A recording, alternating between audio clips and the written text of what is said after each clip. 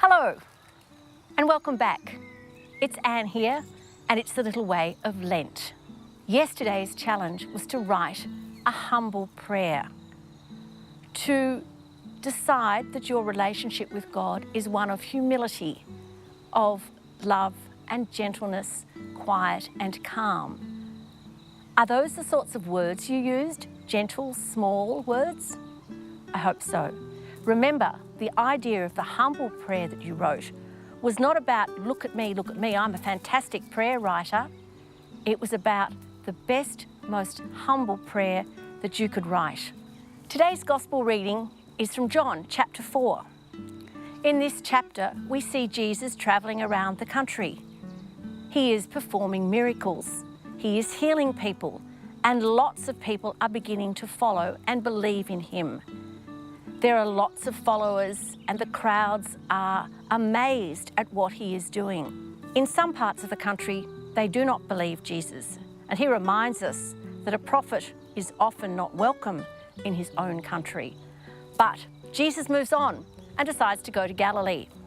He has already performed that wonderful miracle that you'd know about turning the water into wine at the wedding feast of Cana. Have you heard of that very famous miracle?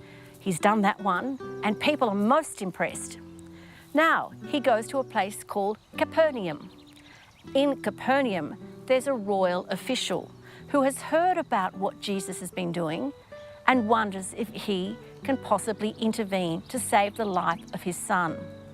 The official goes to Jesus and says, "Sir, my son is very ill. Can you possibly save him?"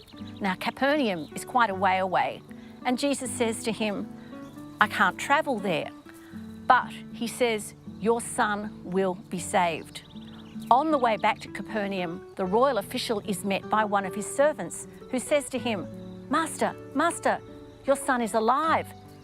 And the court official is overwhelmed with joy, and he believes. The household believes. And they find out that at the very moment that Jesus said, "Your son will live," his son lived. This is a story of one of the many miracles that Jesus performed during his ministry in Israel. Miracles may not happen overnight, but they do happen, and sometimes in unexpected ways. Have there been miracles in your life? Small, wondrous things that have changed the way you think, have changed the way you feel? That's what these healing miracles did to the people of Galilee. Today's challenge is a healing prayer.